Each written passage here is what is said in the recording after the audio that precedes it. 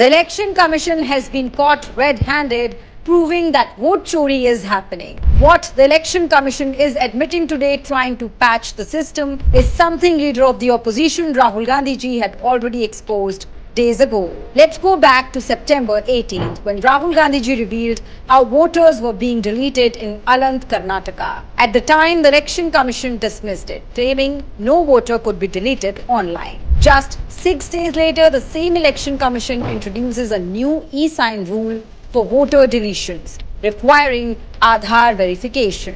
The message is loud and clear. The system was being misused, rigged, and voters were indeed deleted. This new rule is an open confession of vote chori in Aland. And once again, it validates Rahul Gandhi ji's expose. The reality is undeniable. Modi and BJP cannot win elections on their own. They needed the Election Commission as their team B to carry out vote chori. Voter list का जो पुनरीक्षण होता है वो हर साल ही होता है।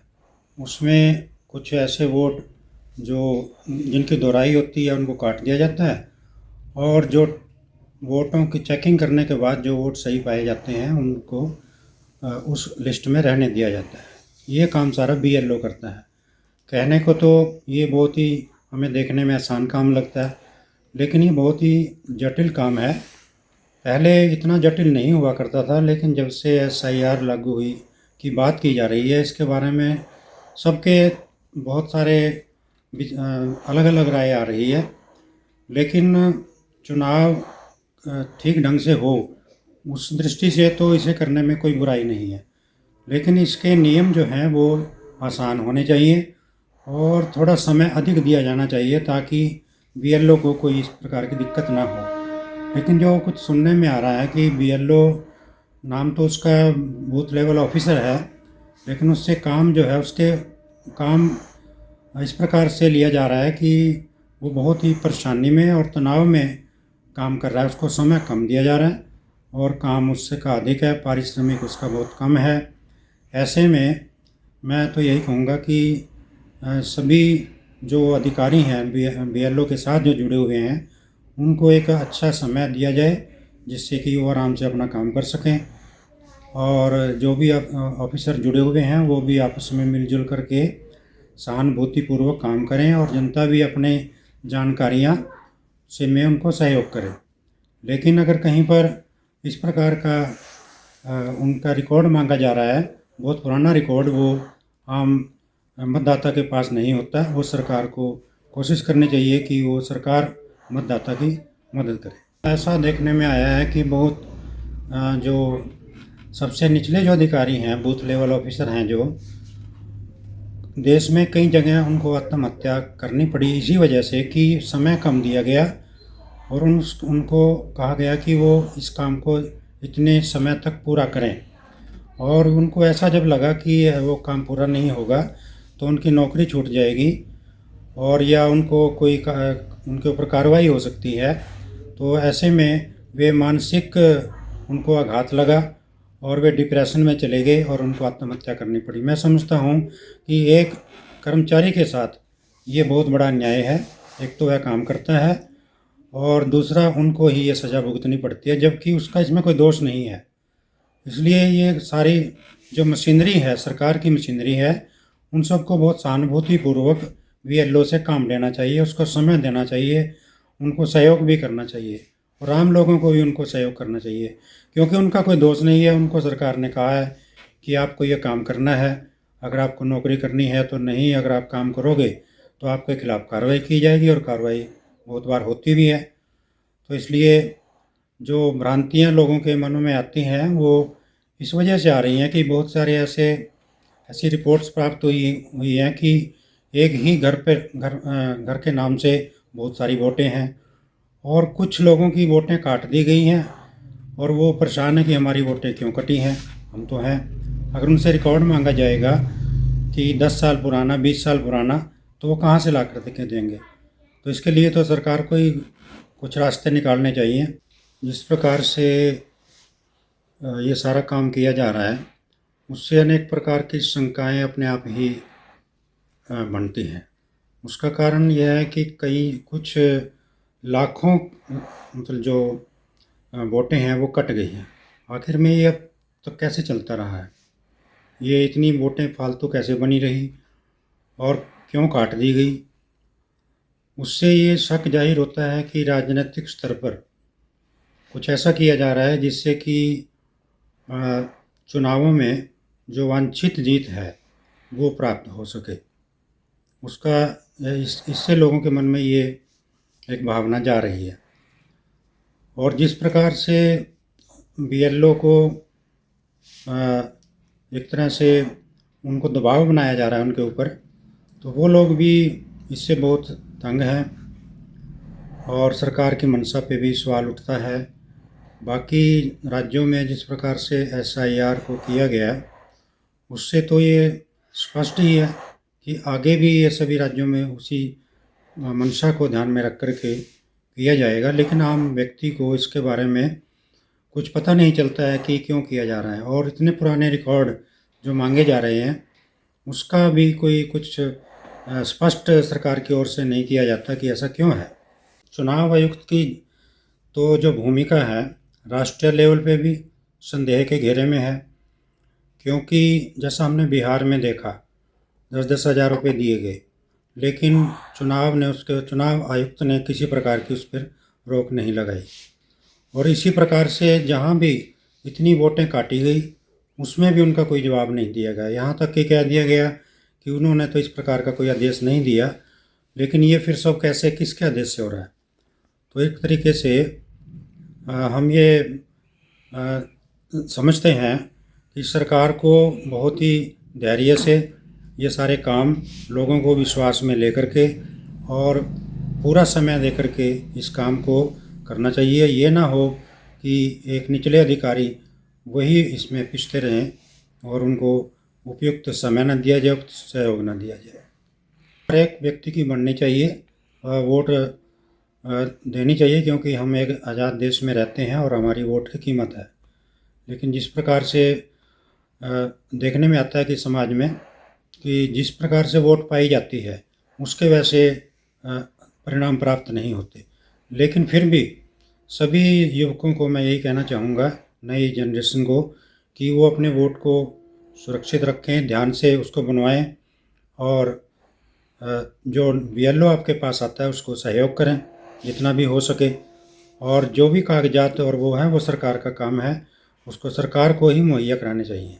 आपने सवाल किया कि एसआईआर का क्या समझते हैं। मैं एसआईआर का जो एक तो हरियाणा हिंदुस्तान में ही बेरोजगारी इतनी है, जो एसआईआर के लिए बीएलओज लगाए गए हैं वो ऑलरेडी स्कूल कर्मचारी हैं, आंगनबाड़ी कर्मचारी हैं, स्टाफ की वहाँ भी कमी है। इतनी बेरोजगारी के बाद क्यों नए बच्चों को मौका नहीं दिया गया। और दूसरी बात, एसआईआर करने वाले बीएलओज को इतना प्रेशराइज्ड कर दिया गया। कितनी खबरें आ रही हैं, कितने बीएलओज ने प्रेशर में आकर के सरकार के दिए समय में अपनी एसआईआर पूरी ना होने की वजह से या डर से सुसाइड तक कर लिया। इसके लिए कौन जिम्मेदार होगा। और अगर हर साल पुनर्निरीक्षण होता है सरकार की तरफ से, जो वोट आज से कई साल पहले बनी हुई है अब उसको 2002 वाली लिस्ट के साथ मैपिंग करना, और जिनकी मैपिंग नहीं हो रही उनको ये कहना कि आप इसकी मैपिंग कराओ।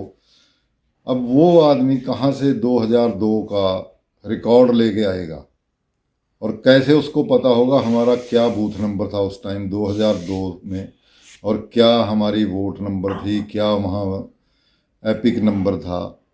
तो अब जो लोगों के लिए समस्या और साथ में बीएलओज को इस समस्या से और त्रस्त होना पड़ रहा है, क्योंकि लोगों के दिमाग में ये घर कर गई बात कि ये हमारी वोटें काटने का एक सिलसिला बन गया सरकार का।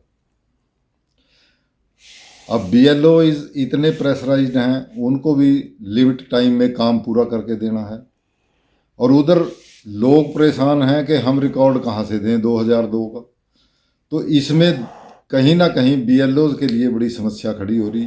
मैं तो सरकार से ये भी कहना चाहूँगा कि या तो BLOs को सिक्योरिटी प्रोवाइड कराई जाए और या उनको टाइम लिमिट दी जाए ताकि वो अपना स्मूथली काम कर सकें ढंग से। अब लोगों के दिमाग में तो ये बात पूरे तरीके से फिट हो गई कि ये वोट काटने का एक सरकारी षड्यंत्र मात्र है। पहले भी वोटों का पुनर्निरीक्षण होता रहा है, कभी इस तरीके की समस्या नहीं आई। जो वोट हैं MC ने कर दिए या मोहल्ले में बैठ के किसी ने सारा कुछ बता दिया, कोई मर गया उसकी वोट कट गई, जो नए ऐड हुए हैं वो MC के साइन से या जो भी जिम्मेदार व्यक्ति होगा कॉलोनी का या वार्ड का उसकी सहमति से उसको एडिशन मिल जाती थी। लेकिन अब सारा ही काम BLOs पर डाल दिया। अब वो किस तरीके से फील्ड को हैंडल करेंगे, लोगों से हैंडल करेंगे, लोग भी परेशान और BLOs भी परेशान। सरकार को इनकी BLOs की या तो इनको सहायक प्रोवाइड कराएं और इनके लिए कोई ना कोई सिक्योरिटी का भी इंतजाम होना चाहिए। लोग झगड़ा करते हैं BLOs से, अब BLOs की जिम्मेवारी सरकार ने लगा दी। और इसमें सबसे बड़ी बात, एक एक्टिविस्ट ने अखबारों में ही खबर आई कि वहाँ चुनाव आयोग से पूछा भी आप SIR करा रहे हैं, वहाँ चुनाव के केंद्रीय चुनाव आयोग के अधिकारी ने, जिम्मेदार अधिकारी ने ये कहा कि हमने तो आदेश ही नहीं दिए SIR के। अब क्या हो रहा है देश में यही नहीं पता लग रहा, कौन करवा रहा इसको SIR को।